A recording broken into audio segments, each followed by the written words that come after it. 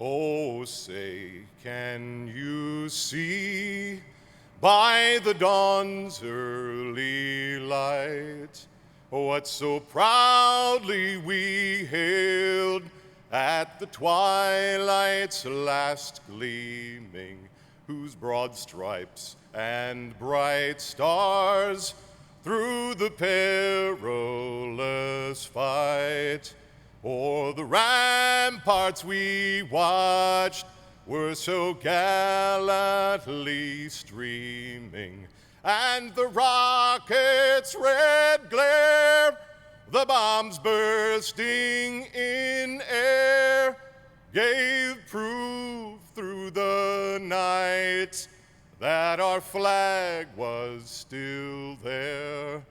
Oh, say does that star-spangled banner yet wave o'er the land of the free and the home of the brave.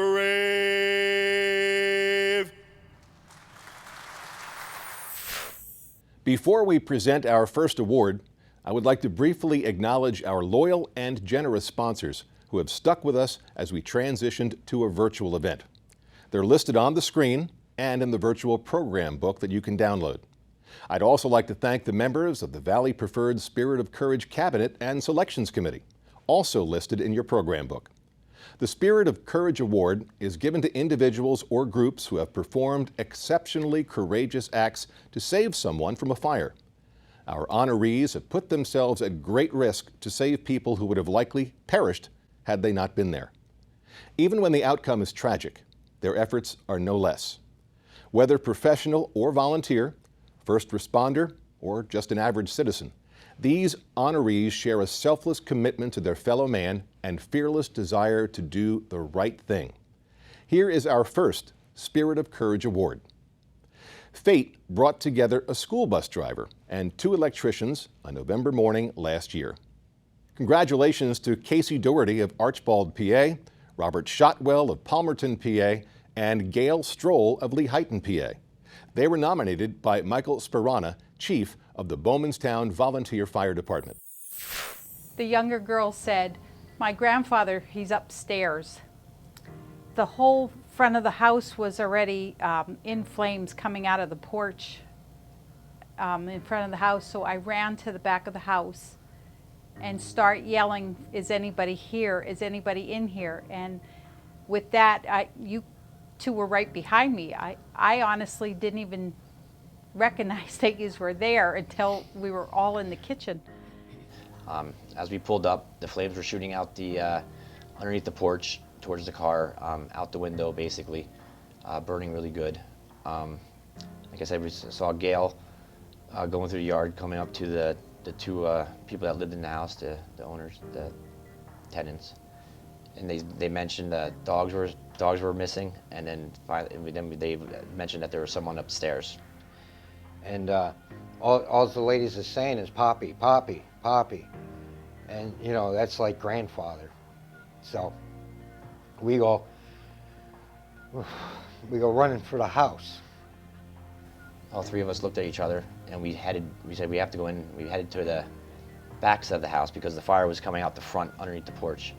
So we went around the back, we opened the door, and it was still visible in there. You could see.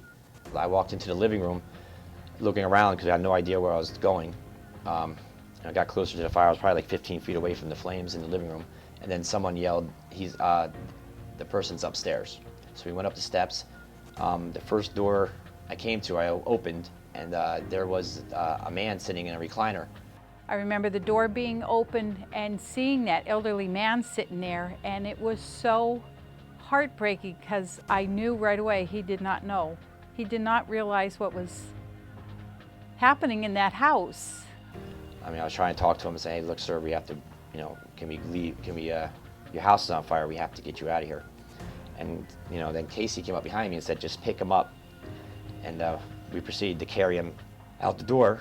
And by the time we got to the door, the smoke got so bad I couldn't even see Casey no more. Gail was guiding us down the steps with her voice and trying to lead us out of the house because we couldn't see nothing. And you could see the fire was already like dripping from the ceiling in that, which my first thought was, oh my God, that's what it really looks like. it was a yellowish, orangish smoke. I mean, that's all you could see. You're trying to hold your breath because you know you don't want to breathe it in and going down the steps. I mean, how long can you hold your breath for? But then, you know, you're gasping, which is even worse, and pulling in all that smoke. The smoke was just swirling so bad and coming up. I'm sorry, this still bothers me. That I knew that we had to get out of there fast. Finally got outside. We put him down on in a chair, and then we had to catch our breaths because we just had so much smoke insulation inside. So we swiftly picked it up. All three of us picked up the chair and carried the man across the yard all the way up to the other side of the road. How much time passed in that? I said I couldn't have been more than 2 minutes tops, I would think. But you know, we really don't know because you know all we were focused on was saving this man's life. Mm-hmm. This elderly man he apparently had Alzheimer's or dementia. He was absolutely clueless and had no idea, but his life was still worth it. Yep. I have lost my mother-in-law to Alzheimer's and my grandmother, both. So when we seen him, I knew right off that that's was his problem. That's why he was just sitting there the way he was sitting. Since the fire, definitely has changed me in ways. It's like kind of enjoy what you've got, because it can change it in an instant. I would hope to God that anybody that's in that situation would stop and help them, because I would want someone there that would help my father. And like I said, it's still very emotional for me. I have a hard time with it, and I just think we should all just treat each other the way we would want them to treat us. And that's how I try to live. Just treating people like I would want them to treat me, including running into a fire. Gail, Robert, and Casey, on behalf of Kistler O'Brien Fire Protection, the award sponsor, the Burn Prevention Network, please accept the Spirit of Courage Award to recognize your bravery, your commitment to your community, and assisting a total stranger. Thank you very much. Thank you. Thank you. The three of you drove toward a fire when many others would have driven away or waited for the fire company to arrive. You knew there was someone inside that needed help. Thanks to you, a girl got to hug her grandfather again. Congratulations, Casey, Robert, and Gail. Kistler O'Brien Fire Protection, being in the business of providing fire and life safety services for over 85 years, feels it is our privilege to partner with the Burn Prevention Network as a sponsor of the Valley Preferred Spirit of Courage Awards program. Gail, Casey, and Robert, on behalf of Kistler O'Brien and the Burn Prevention Network, it is our honor to present the Spirit of Courage Award to you as an acknowledgement of your caring and compassion for a total stranger while disregarding your own personal safety. Thank you again. Our second Spirit of Courage Award goes to two firefighters who sustained serious injuries but saved two young women. Congratulations to Justin Pikai, firefighter, and Andrew Wootke, lieutenant with the Easton Fire Department. They were nominated by John Bast, retired chief of the Easton Fire Department. The call came in about 1 o'clock in the morning. We were all sleeping up in our beds. Came in for a structure fire. We all made our way down to the floor and got on the trucks. As we were responding, communications came back and said that there was possibly people trapped on the second floor. And I drive the captain, so I was the first one on scene. When we got there was a heavy fire on the first floor, and I noticed there was two women that were trapped on a overhang ledge on the second floor, just right outside of a window. We looked over. The fire wasn't pushed out of the house yet. So initially when we looked over, I was actually trying to figure out what was on fire. You could see just a little bit of smoke, but there wasn't a lot of fire coming out of the house yet. And when I got off the engine, I had my pack on, I was ready to go. I grabbed a line right away, and a police officer met me at my engine and grabbed a ladder right away, and we took the line and the ladder over at the same time. And as soon as we got into the side of the house set back a little bit. So as soon as we got into the side of the house is when you could see inside the room with the bay window that the girls were on top of. You could see the fire in the back of the room. You could see the smoke pushing, you could see the fire climbing the back wall. So we threw the ladder right away. I threw the hose down on the ground. I immediately went up. And the first lady took a little bit of coaxing. Yeah. And then when I went back up for the second person on the roof, that's when the fire blew out that front window. Yep. Or that bay window. And the last thing I remember is a face full of fire and my hands were on fire. And I just grabbed the rails of the ladder and slid straight down. The other lady was still up top there. I was actually gonna try to go up the ladder and push her back in the window and take her out a different way with the way the flames were. But unfortunately, everyone was telling her to jump. Because at that time, the fire was already starting to roll up over the roof that she was sitting on. And she jumped. And I watched her come through the smoke. I watched her come through the flames. I watched her land right on Justin. Threw my arms up to try to catch her, and down I went. The last thing I remember was her feet coming through the smoke. The fire started in the downstairs center room, and they were upstairs. I believe they were in bed at the time when the fire started. Yeah. And the house filled up with smoke very quick, and they could not find their way out, so that was their option to get out. They went out on that piece of roof and waited for rescue. What I saw was quite unbelievable that these ladies made it out, and these two guys were there to save them. Because a couple more minutes could have been a whole different picture. I ended up with second-degree burns to my hands, and I ended up with second-degree burns to the side of my face. Me, I was unconscious at the time. I don't remember anything from after she hit me. I spent a couple days in the hospital. I was in the ICU for a couple days and in the regular room for a day or two. I had a severe TBI. I snapped a ligament in my neck. I blew out my C4 and my C5 in my spine. I have problems with my right eye with vision, and I tore my labrum and my rotator cuff in my right shoulder.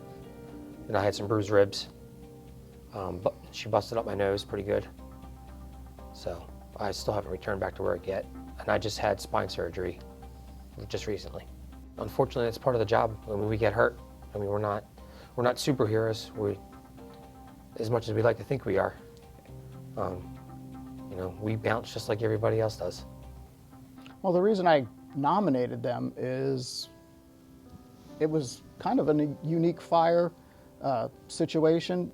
We don't have a lot of those type of fires in the city where people are trapped inside.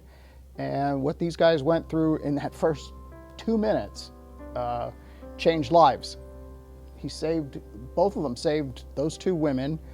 And, you know, in Justin's case, you know, he's got a lifetime of injury to take care of. The lieutenant had some minor injuries, but he's back on the job. And what I saw them do, I thought was unbelievable. I just want to say how proud I am of Lieutenant Woodke and Firefighter Pekai, because they exemplify what it is to be a firefighter and have that spirit of courage. Thank you. Thank you. On behalf of the Burn Prevention Network and Valley Preferred Spirit of Courage, I'd like to present the Spirit of Courage Award to Lieutenant Andrew Woodke of the Easton Fire Department. And again, on behalf of the Burn Prevention Network and Valley Preferred Spirit of Courage Award, I'd like to present it to Firefighter Justin Pekai of the Easton Fire Department. Congratulations. Thank you. Both of you. Service Electric has been a part of the Valley Preferred Spirit of Courage Awards for over 13 years. It's part of our DNA at Service Electric to be a part of these community events. Service Electric is proud to sponsor the Spirit of Courage Awards to Justin and Andrew this year. You're both passionate about fighting fires and saving lives. Had you not put yourselves on the line for these two women, the outcome would have been very different. Congratulations, Justin and Andrew.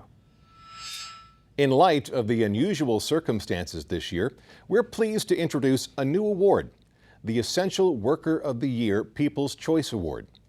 This award will be given to an essential worker or volunteer for outstanding dedication and commitment to serving others during the COVID-19 pandemic. We will show you the top 3 entries tonight and then open voting to the public to decide who wins the Essential Worker of the Year award. Now, we hope not to have this award category next year, at least not due to COVID-19. Here is our first entry, Mary E Thompson. Mary is a resident care aide in a nursing home. She's also a volunteer firefighter for Blaine Hill Volunteer Fire Company and attends classes to better herself.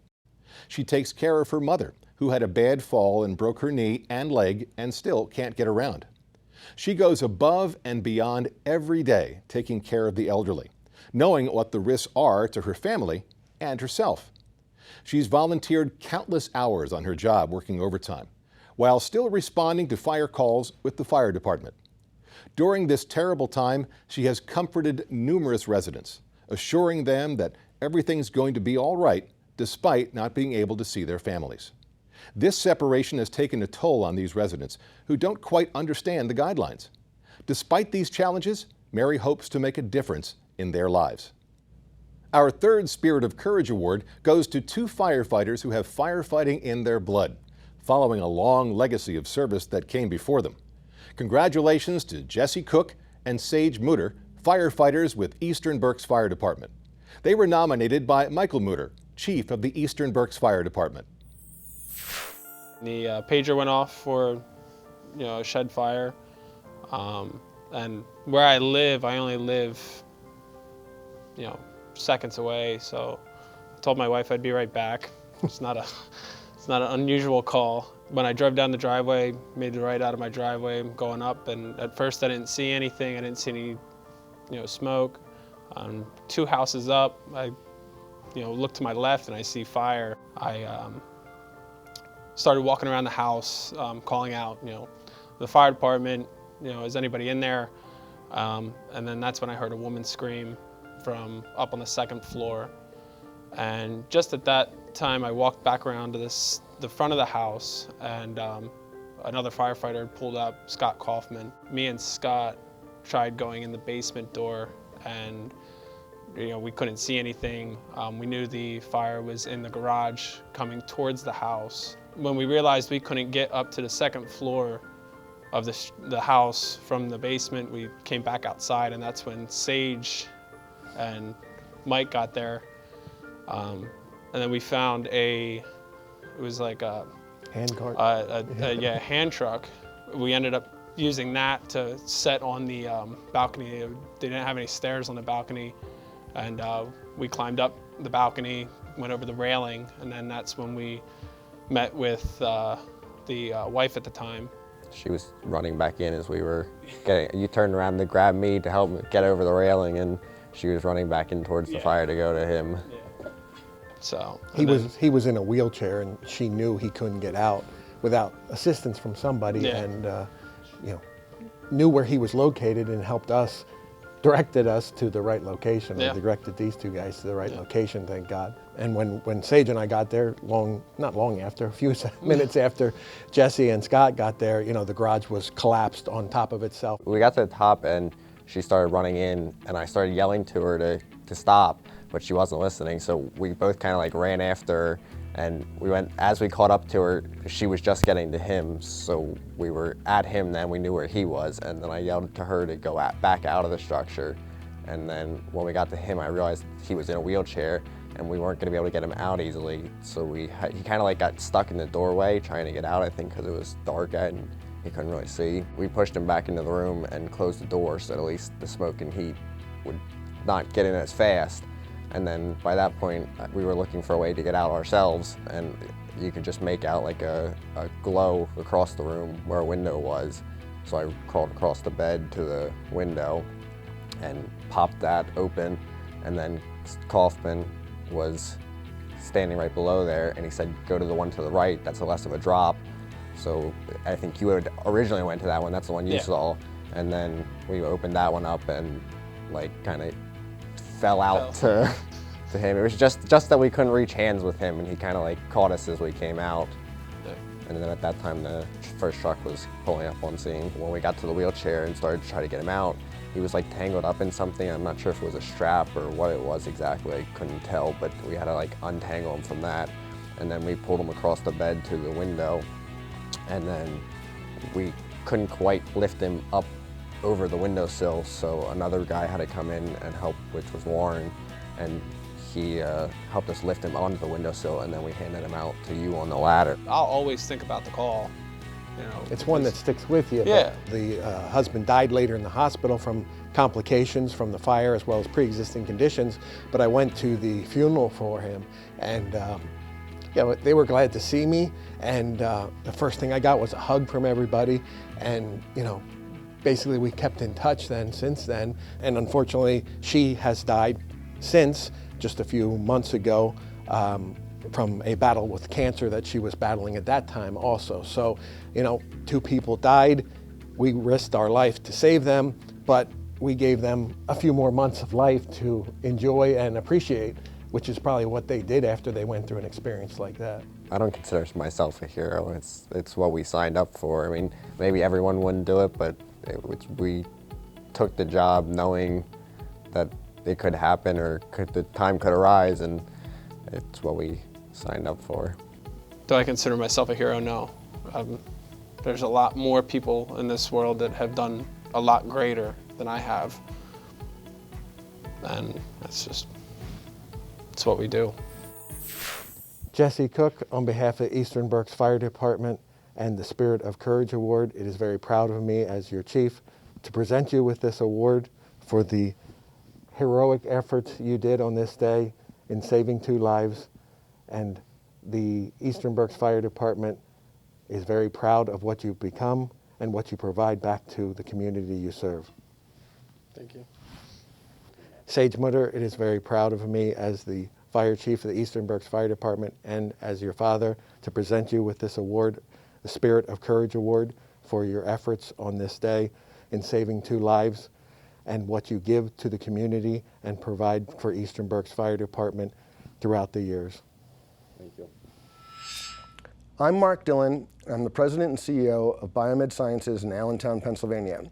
We are a long-term supporter of the Valley Preferred Spirit of Courage Awards, and we are pleased this evening to sponsor the award given to Jesse and Sage for their outstanding spirit of courage.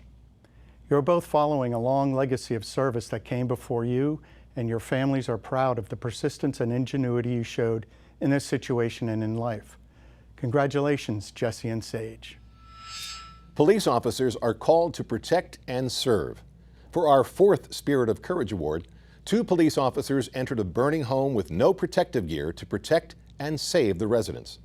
Congratulations to John Bezak and Stephen Zeichner, officers with the Bridgewater Police Department in New Jersey. They were nominated by Paul Payne, chief of the Bridgewater Police Department. For me, becoming a police officer was just a natural progression. I had been serving my communities from age 16 up as a emergency medical technician and or a volunteer firefighter. So I was working night shift. It was New Year's Eve into New Year's Day was my shift, and my shift was set to end at 8 a.m. So this call came out at around 6:30, 7 in the morning, and I was fueling up my patrol vehicle, and I was probably about 5 miles away from the call when it came out. And while we were responding, we were advised that there were occupants trapped. As we were walking up to the residence, you could see smoke and fire showing from the second floor, one of the second floor bedrooms. We both kind of entered the house at the same time, and the front door was already open. From what I recall, there was 2 front doors. We went into the open front door and encountered 4 residents from the house, and I believe 2 of them were elderly and one of them was in a wheelchair, and our main concern was just getting them outside. The elderly gentleman, I believe he was 89 years old, He initially didn't want to leave. He wanted to keep going back inside and grabbing things, but we really just needed to get him out of the house to safety so that our attention could be focused on helping the firefighters put the fire out.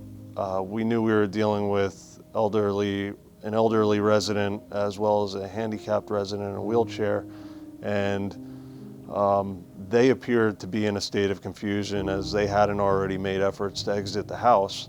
So when we asked them how many people were here, we weren't sure if we were getting the right number. So Officer Bizak did end up going back in after everybody had exited the house to check the basement, check the bedrooms that he was able to on the first floor, and check try to take a look at the second floor. Trying to get back up onto the second floor was almost impossible. I tried to get up in there and there was way too much smoke. The conditions were deteriorating quickly.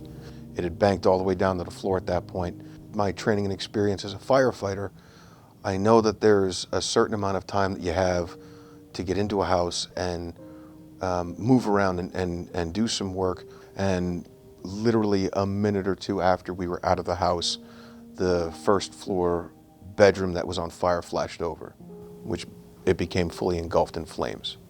As hard as it is to say, I think your own safety is the most important thing. You can't help anybody if you're not there.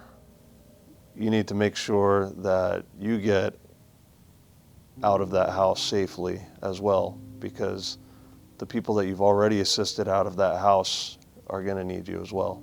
It has strengthened my my faith in my fellow officers and their abilities to do what needs to be done. And there literally was very little verbal communication between any of us. We all kind of knew what needed to be done, and we all knew how to get the job done quickly.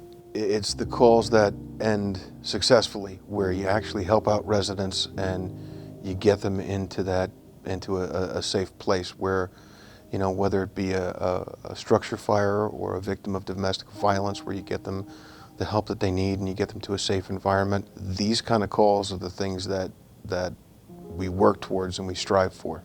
I think it's great meeting people from all walks of life and being given the opportunity to help people. Our motto is dedicated to service, committed to community. And all of our officers are dedicated to the community. We are committed 100% to doing what needs to be done to keep the community safe. It's my pleasure to be here today with two officers from Bridgewater, New Jersey, Officer Zeichner and Officer Bizak. On behalf of Valley Preferred Spirit of Courage and Navitas Data Sciences, thank you both. Thank you. Thank you.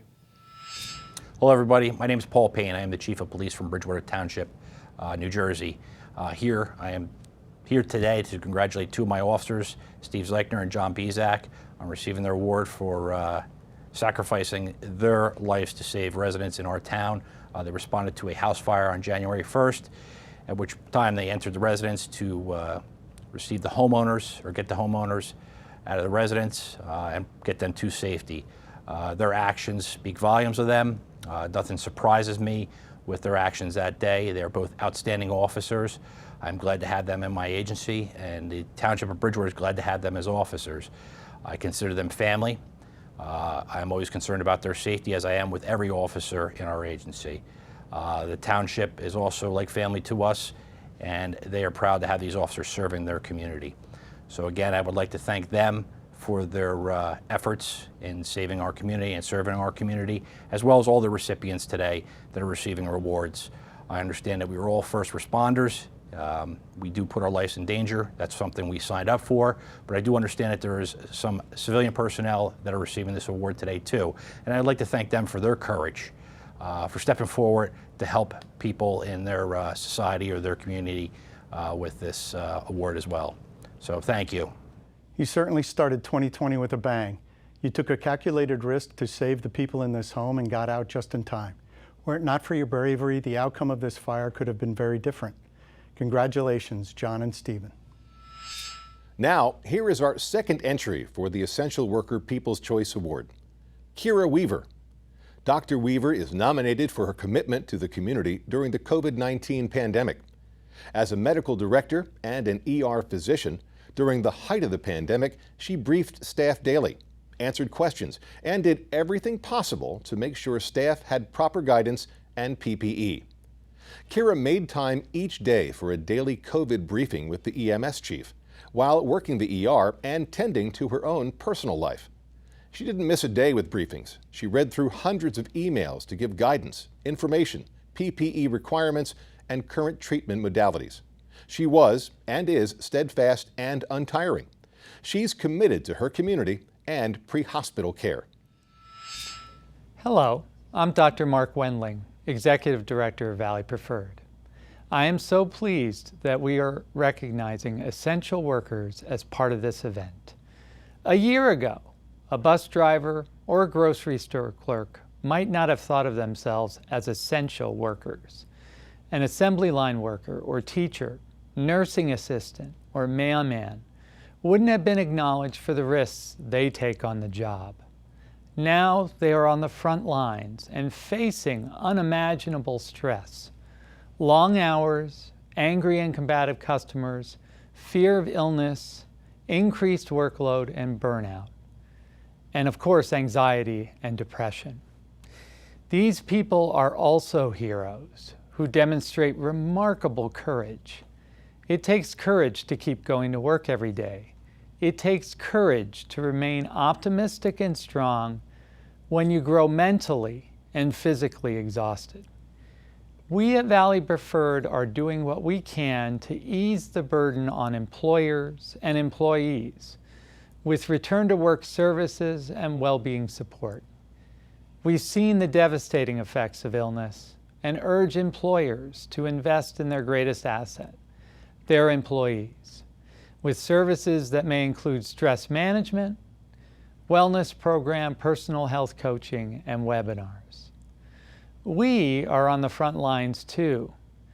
Our Valley Preferred physicians and other clinicians face those same risks, and we make the same pledge of support for their well-being.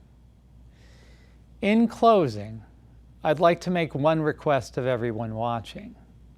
Please follow safety protocols like wearing a mask properly, which includes over the nose and completely over the mouth. Practice social distancing and stick with small group gatherings. Equally important, please be kind to each other, especially those who are serving on our front lines.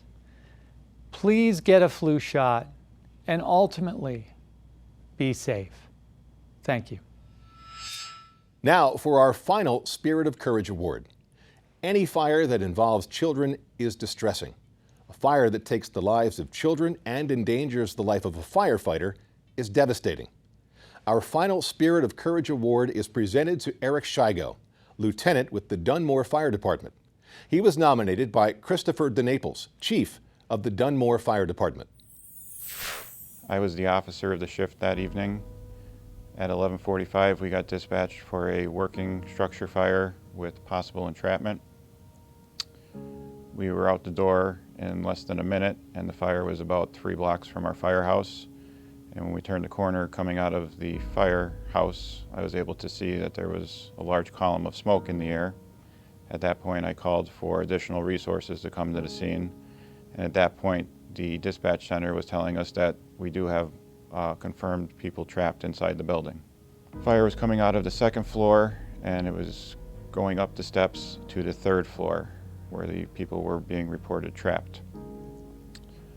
I went and made my way up the steps, went into the 3rd floor, and then began to do a search. I was able to find one victim, a 3-year-old girl, and brought her out. I was not able to get off of the 3rd floor at first. I actually took and opened up my jacket and tucked her in so that I can get down the steps to the 2nd floor to potentially work my way all the way down to get her down to the ground, but that was not possible with the 2nd floor fire that was coming out at that time.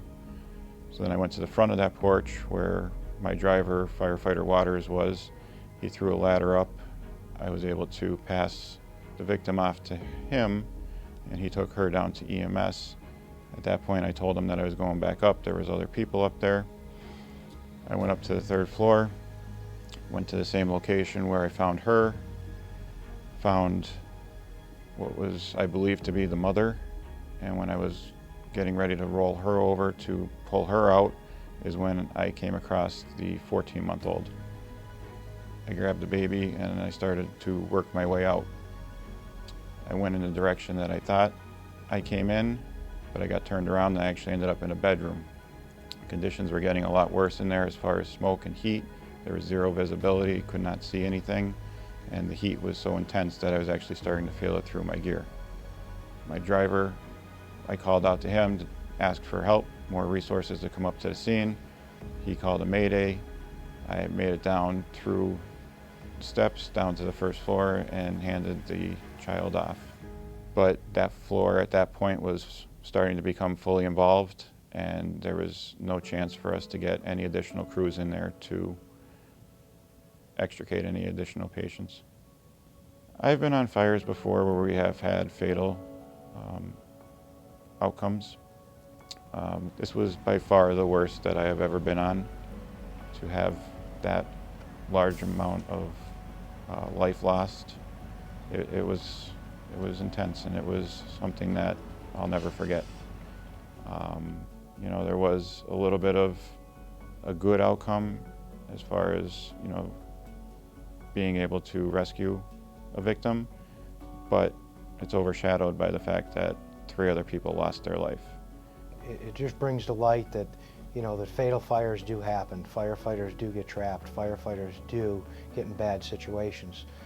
So the way I help Lieutenant Shigo is continuously talk about it. We use this as a learning experience. We use it to promote training, how important it is to do this type of training and run these scenarios.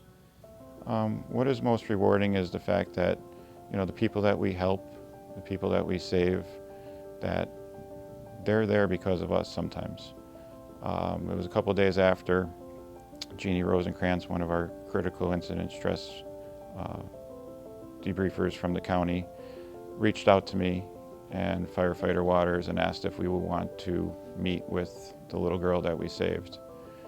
And I said absolutely, and that was actually the first time that I had ever got to interact with a victim. Usually we cut them out of cars, you know, we might help them depending on what the situation was, but then, you know, they go off and they live their life and we never really have any interaction with them again.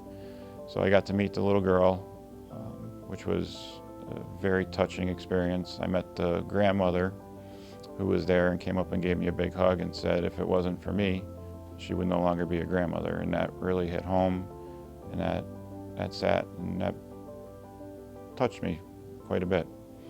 I think that Eric was a perfect recipient for what this award is all about. This award is all about just what it says, spirit of courage, and that's a true definition of what Lieutenant Shigo did that night. He went and relied on his training and went in there and saved a life. Saved a life. Put his own life at risk to save others. And I think that that says it all. That says it all. I'm honored to present the 2020 Spirit of Courage Award for your efforts on March 9th, 2020. Congratulations and great job. Thank you. You will carry the memory of this fire with you forever, but hopefully you will also carry the feeling of meeting the little girl you saved, as well as countless others you have helped. Congratulations, Eric. Good evening. I'm John Loughborough, Vice President of Eastern Pennsylvania Commercial Markets for Highmark. Welcome to the 2020 Valley Preferred Spirit of Courage Award Program. Highmark Blue Shield is honored to be a platinum sponsor of an event focused on honoring and recognizing the heroes of our communities. Congratulations and thank you to all the award nominees and recipients here with us this evening. Not only have your efforts proven to be noble and courageous, but your resiliency and bravery inspire us to see the good in humanity. As one of America's leading health insurance organizations, Highmark has a long history of community engagement across the footprint it serves. The stories of valor and selflessness in the pursuit of burn prevention and life-saving measures shared this evening highlight the citizens and first responders who are committed to the overall health and vitality of their community. We applaud and commend their efforts on all levels and thank them for all that they've done and continue to do for others. As the Spirit of Courage Award sponsor, Highmark extends congratulations to Eric Shigo of Dunmore Fire Department for his heroic efforts to save this family. On September 22, 2019, in the middle of the night, a 3-alarm fire broke out at Heather Glen Senior Living in Upper Macungie. Many of the residents are disabled. Amazingly, no one was killed, thanks to the coordinated work of more than 30 organizations. We are honoring these organizations with certificates of merit in recognition of the extraordinary teamwork they displayed in getting 82 residents and 5 staff members out safely. Congratulations to all for performing seamlessly and efficiently in saving 87 lives under very challenging circumstances. Hello, I'm Dr. Dan Lozano, Medical Director of the Lehigh Valley Health Network Regional Burn Center. We've talked a lot about courage tonight, and no one displays courage more than a burn survivor. As the only burn center in northeastern Pennsylvania, nationally verified by the American Burn Association and the American College of Surgeons, the LVHN Regional Burn Center admits in excess of 800 patients every year. It takes a special kind of courage to emerge from a burn injury and rebuild your life. I've been amazed by our patients' incredible strength and perseverance as they learn to navigate in a changed world. So many go on to forge new lives, built on using their experience to help others. Tonight, I am pleased to present the Walter J. Okonsky Phoenix Award to one such individual. Like the mythical bird this award is named for, the Phoenix Award symbols a new life after fire. It is a reminder that even in catastrophic suffering, there's an opportunity to flourish. We have chosen for this award a burn survivor that fully embodies the qualities and is no stranger to the burn community. As a childhood survivor, he has made his life's work to help other burn survivors, especially children. He volunteers at LVHN events and the World Burn Congress, and now works in our burn center. It is my pleasure to present the Walter J. Okonsky Phoenix Award to Maurice Scales, also known as Mo, also known as Fluffy. He was nominated by Alicia Elliott Levy, a licensed clinical social worker in the Regional Burn Center here at Lehigh Valley, and Michelle Scales, a nurse also in the Regional Burn Center. The Walter J. Okonsky Phoenix Award is named for the founding medical director of the Lehigh Valley Health Network Regional Burn Center, who was a national pioneer in team-oriented burn care. It is sponsored by the LVHN Medevac. Congratulations, Mo. On June 20th, 1992, I was traveling to my grandpa's house for the summer. Had just graduated 5th grade, so I usually went to go see him during the summer. Well, that particular day, found myself in my grandpa's shed, and I had matches in my pocket. I struck a match and I put one in a gallon milk jug. What I didn't know is that he would keep gasoline in it for the lawnmower. It wasn't any liquid in there, but the fumes kind of poofed. And I went behind the door to try to find something to put it out. Well, I hesitated for about 15, 20 seconds. So by the time I came back around, the fire was up and over the door, and that was my only way out. The next thing I remember, I was patting out my right shoe. And probably a few seconds later, my mom is running out. I sustained 55%, 60% second and third degree burns. I was in the hospital for probably about 4 or 5 months. The first 2 months were very touch and go. I was in a coma. Like I was kind of in a bubble in the hospital. And, you know, everybody knew what a burn looked like. When I went home and had to deal with the public, that's when I had a reality shock. And people staring, people laughing, it hardened me up to try to keep my emotions safe. I do think that because of my injury, it taught me a lot about life, things to cherish, things not to worry about. When I was really sick, I always wanted to see somebody that looked like me, that understood what I was going through. So me wanting to help burn survivors was almost kind of like a destiny thing. This happened to me so that I can help other people through their struggles. When I first went to World Burn and I saw survivors at different stages in their healing, you know, and they're wearing short sleeve shirts, they're wearing shorts, and they're just loving life. They most definitely changed my outlook. The moment I left World Burn was when I started to wear shorts and short sleeve shirts. So Maurice and I met at World Burn Congress in Phoenix, Arizona in October of 2002. Every one of the sessions at World Burn, they have an open mic session where burn survivors get to stand up and tell their story. Maurice stood up in front of 250, 300 people and proposed. And so for people that know Maurice know that that's way out of his comfort zone and wouldn't believe that that happened. I was introduced to camp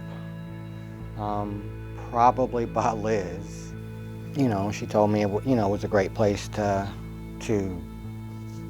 have fun and you know, meet other survivors and help kids through you know, their burns. Liz and others kind of urged me to work with the little ones, with the kites. I am a huge kid at heart, and playing and you know, having fun is something that I love to do anyway.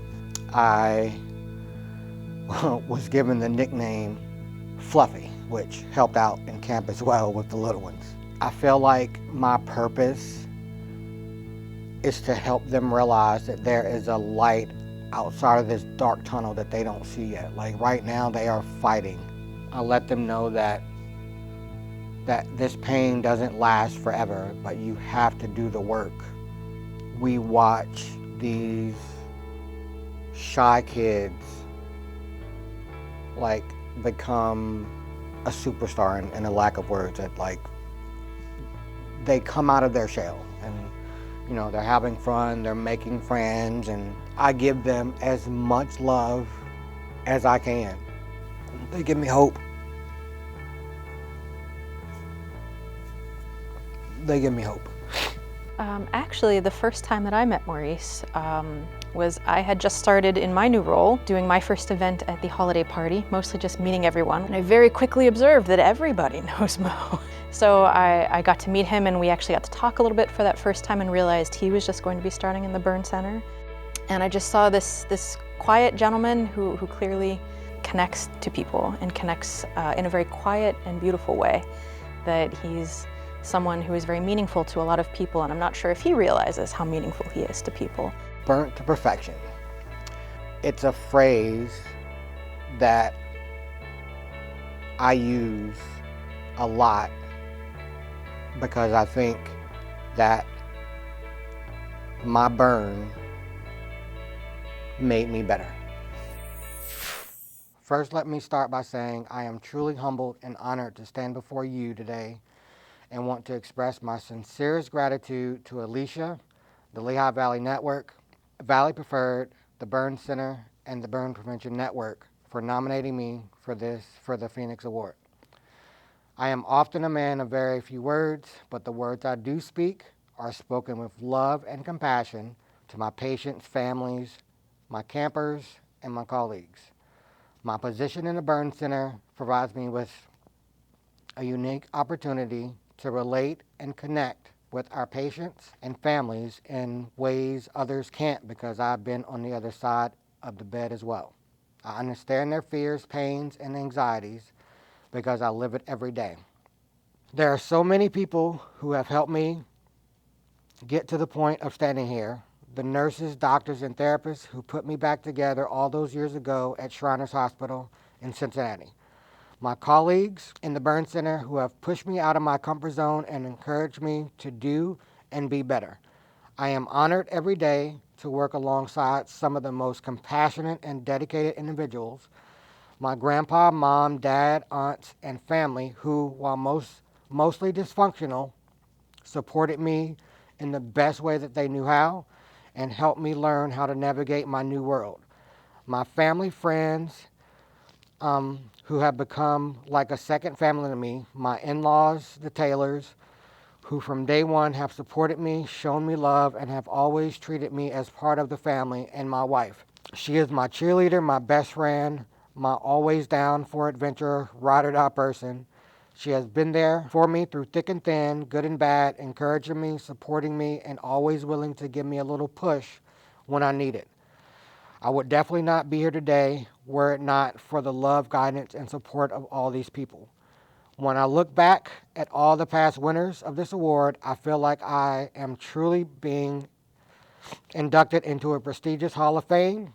Typically, I am the person who likes to fly under the radar and help those who are in need without being acknowledged for it, and often feel that anyone in my position would do the same.